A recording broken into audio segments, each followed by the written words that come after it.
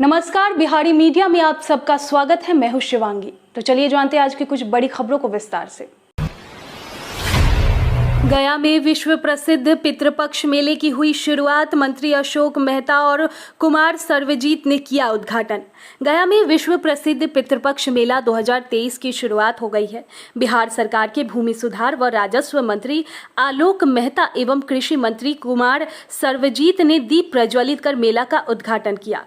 बता दें कि भगवान विष्णु की पावन नगरी गया जी यानी मोक्ष धाम में पितरों को पिंडदान की परंपरा आदि काल से चली आ रही है, जहां पर देश विदेश से आने वाले श्रद्धालु अपने पितरों की आत्मा की शांति पर मोक्ष प्राप्ति की कामना को लेकर पिंडदान, श्राद्ध कर्म व तर्पण का कर्म कांड संपन्न करते हैं। नारद पुराण, वायु पुराण सहित कई अन्य हिंदू धार्मिक ग्रंथों में इसका उल्लेख भी वर्णित है। वैसे तो ये सालों भर पिंडदान के लिए देश विदेश के लोग आते रहे हैं, लेकिन विशेषकर आश्विन मास में 17 दिवसीय अंतर्राष्ट्रीय स्तर पर पितृपक्ष मेले का आयोजन सालों से होता आ रहा है।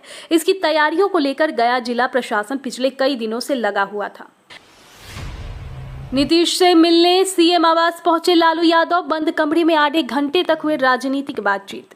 बिहार की सत्ता में काबिज सबसे बड़ी पार्टी राजद के सुप्रीम लालू प्रसाद यादव अचानक से सीएम आवास पहुंच गए। लालू के अचानक नीतीश कुमार से पहुंचने से राजनीतिक गलियारों के कई तरह की चर्चा शुरू हो गई।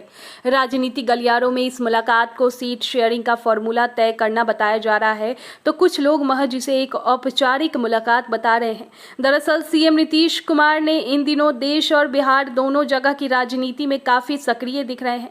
एक तरफ नीतीश लगातार मंत्रियों के दफ्तर जाकर ये देख रहे हैं कि मंत्री और अधिकारी समय पर दफ्तर आ रहे हैं या नहीं, तो वहीं दूसरी तरफ बीजेपी को हराने के लिए इंडिया गठबंधन की रणनीति को लेकर उनकी लालू प्रसाद यादव मुलाकात हो रही है। ऐसे में अब लालू यादव सीएम आवास पर पहुंचकर इंडिया गठबंधन की सीट शेयरिंग की बात की है। लालू और नीतीश के बीच करीब 25 मिनट तक बातचीत हुई है।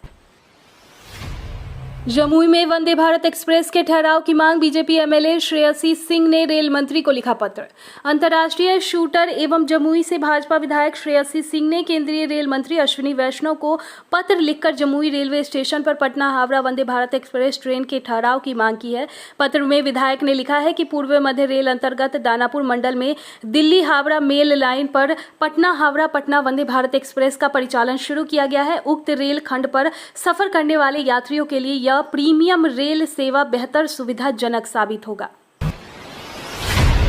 नियोजित शिक्षकों को राज्यकर्मी का दर्जा देने का मामला सुप्रीम कोर्ट पहुंचा। बिहार में टीईटी शिक्षकों को राज्यकर्मी का दर्जा देने का मामला अब सुप्रीम कोर्ट पहुंच गया है। बता दें कि टीईटी शिक्षक संघ ने नियोजित शिक्षकों को राज्यकर्मी का दर्जा देने की मांग को लेकर पटना हाईकोर्ट में याचिका दायर की है। वहीं याचिका के खिलाफ शिक्षा विभाग के अपर मुख्य सचिव के पाठक ने सुप्रीम कोर्ट में 25 सितंबर को SLP दायर कर दी है। उक्त जानकारी प्रेस विज्ञप्ति जारी कर टीईटी शिक्षक संघ ने दी है। पटना में सफाई कर्मियों की हड़ताल का 8वां दिन। हर वार्ड में 20 सफाई कर्मी को रखा गया। 12 घंटे तक चलेगा विशेष सफाई अभियान।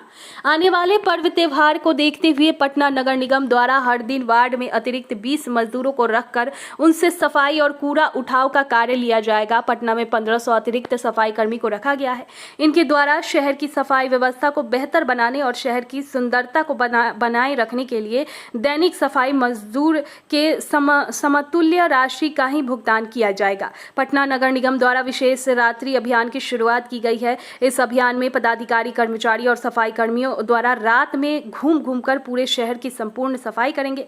रात 8 बजे से लेकर सुबह 8 बजे तक यह विशेष अभियान आयोजित किया गया है। इस दौरान सभी कार्यपालक पदाधिकारी, सिटी मैनेजर, टास्क फोर्स की टीम सफाई करेगी।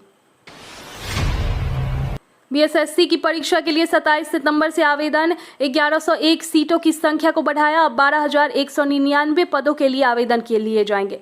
बीएसएससी ने द्वितीय इंटर स्तरीय संयुक्त प्रतियोगिता परीक्षा के लिए कुल रिक्तों पर संख्या 1101 की वृद्धि की है।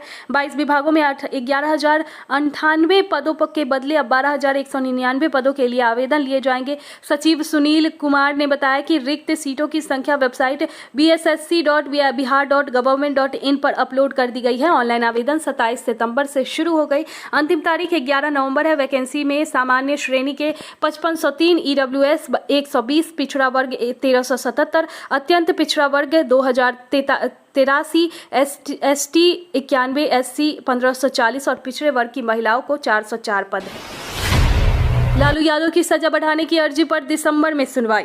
चारा घोटाले के देवघर कोषागार में लालू प्रसाद की सजा बढ़ाने के लिए दायर सीबीआई की याचिका पर हाईकोर्ट में अब दिसंबर में सुनवाई होगी। बुधवार को सुनवाई के दौरान सीबीआई की ओर से समय देने और इस पर दिसंबर में सुनवाई करने का आग्रह किया गया। इसकी स्वीकार करते हुए जस्टिस आर मुखोपाध्याय की अध्यक्षता वाली खंडपीठ ने दिसंबर के दूसरे सप्ताह में सुनवाई निर्धारित की। सीबीआई ने इस मामले में लालू प्रसाद की सजा की अवधि बढ़ाने का आग्रह हाईकोर्ट से किया। बिहार में सड़क दुर्घटनाओं में मौत का औसत 30% बढ़ा। प्रदेश में लगातार बढ़ रही सड़क दुर्घटनाओं और उसमें हो रही मौत ने सरकार की चिंता बढ़ा दी है। पिछले 3 वर्षों में दुर्घटनाओं से होने वाले मौत में 30% इजाफा हुआ है, जबकि इस दौरान सड़क दुर्घटना में 15% की बढ़ोतरी दर्ज की गई। परिवहन विभाग के अनुसार दुर्घटना की तुलना में मौत की संख्या में 2 गुनी वृद्धि अधिक चिंताजनक है। पिछले वर्ष 2022 में दुर्घटनाओं का आंकड़ा 10,000 के पार चला गया था। ऐसी स्थिति है जब उससे पहले 2 वर्ष यानी 2018 और 2019 में सड़क दुर्घटना में 4% की वृद्धि हुई थी। इस दौरान इस दुर्घटनाओं में मरने वालों की संख्या में मात्र 8% की बढ़ोतरी हुई थी। प्रदेश में केंद्रीय मापदंडों के अनुसार 288 ब्लैक स्पॉट है। सीएम नीतीश का आदेश, दिसंबर तक पूरा करे बापू टावर का निर्माण। मुख्यमंत्री नीतीश कुमार ने दिसंबर तक बापू टावर का निर्माण पूरा कर लेने को कहा है। बांका जमुई के कार्यक्रम में से लौटने के बाद बुधवार को मुख्यमंत्री ने गर्दनी बाग में निर्माणाधीन बापू टावर का निरीक्षण किया। निरीक्षण के दौरान भवन निर्माण सचिव कुमार रवि ने मुख्यमंत्री को निर्माण कार्य की जानकारी दी। मुख्यमंत्री ने बापू टावर के छठे, तीसरे एवं पहले तल पर जाकर निर्माण कार्य का जायजा लिया। इस दौरान मुख्यमंत्री ने भवन निर्माण सचिव को इसका निर्माण कार्य इसी साल के अंत तक हर हाल में पूरा करने के लिए निर्देश दिया। मुख्यमंत्री नीतीश कुमार का आदेश, सरकारी भवनों पर तमाम सूचनाएं हिंदी में लिखी जाएगी। सरकारी भवनों पर तमाम सूचनाएं हिंदी में दर्ज होगी। मुख्यमंत्री नीतीश कुमार ने बुधवार को बांका सदर अस्पताल के नवनिर्मित मॉडल अस्पताल भवन का उद्घाटन करने के बाद अधिकारियों को यह निर्देश दिया। उन्होंने बांका और जमुई के कई योजनाओं का शिलान्यास व उद्घाटन किया। नीतीश कुमार ने कहा कि सरकारी भवनों पर हिंदी भाषा में ही सूचनाएं अंकित की जानी चाहिए। हिंदी काफी महत्वपूर्ण भाषा है। अधिक से अधिक लोग हिंदी पढ़ना जानते हैं। ऐसे में हिंदी भाषा का प्रयोग ज्यादा से ज्यादा हो ताकि कोई भी सूचना या जानकारी अधिक से अधिक लोगों तक सहजता से पहुंच सके। बिहार में मौसम और डेंगू की दोहरी मार। बिहार में डेंगू मरीजों का आंकड़ा 5,000 पार कर गया। बुधवार को रिकॉर्ड 325 मामले मिलते ही इस वर्ष अब तक मिले डेंगू मरीजों की संख्या बढ़कर 5325 हो गई। इसमें न केवल सितंबर में 5,050 मरीज मिले हैं, भागलपुर में 49, मुंगेर में 22, सारण में 20 और बेगूसराय में 17 मरीज मिले हैं। जनवरी तक पूरा होगा पटना बख्तियारपुर, रजौली और पटना गया डोभी का निर्माण, देना होगा टोल टैक्स।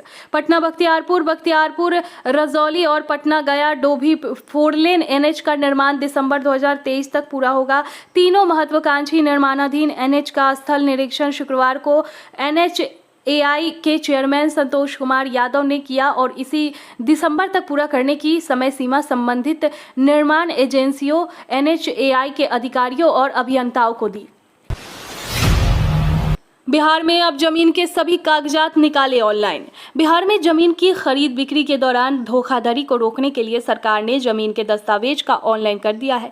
ताजा रिपोर्ट के मुताबिक सरकार ने जमीन के कई तरह के कागजात वेबसाइट पोर्टल पर उपलब्ध करा दिए हैं। खबर के अनुसार बिहार राजस्व एवं भूमि सुधार विभाग द्वारा उपलब्ध कराए गए वेबसाइट पोर्टल से आप जमीन की खातियान, केवाला, जमाबंदी, लगान रसीद, जमीन का नक्शा समेत कई तरह के कागजात ऑनलाइन के द्वारा आसानी से निकाल सकते हैं। बिहार में तेज गति से गाड़ी चलाना पड़ेगा महंगा, अब जिले में तैनात होंगे इंटरसेप्टर वैन। बिहार में अब तेज गति से गाड़ी चलाने वालों पर यातायात पुलिस के इंटरसेप्टर वाहन नकेल कसेंगे। इंटरसेप्टर वाहन स्पीड रडार गन से नियुक्त है। बताया जाता है कि परिवहन विभाग यातायात नियम तोड़ने वाले वाहन चालकों पर जिला स्तर पर भी सख्ती करने जा रहा है। बिहार के सभी जिलों में नियम तोड़ने वाले वाहनों पर जुर्माना लगाने के लिए अत्याधुनिक 23 इंटरसेप्टर वाहन की खरीद होगी। इसके लिए विभाग ने 5,08,12,000 की राशि का आवंटन भी कर दिया है। जल्द ही जिलों में इंटरसेप्टर वाहन से लोगों से जुर्माना वसूला जाएगा। विभागीय सूत्रों के मुताबिक 10-10 इंटरसेप्टर वाहन खरीदने का लक्ष्य रखा गया है। बिहार में 9 अक्टूबर तक एक्टिव रहेगा मानसून, अब तक 22% कम बारिश। बिहार में 9 अक्टूबर तक मानसून एक्टिव रहेगा। मौसम विभाग की माने तो बिहार में मानसून कमजोर पड़ने लगा है।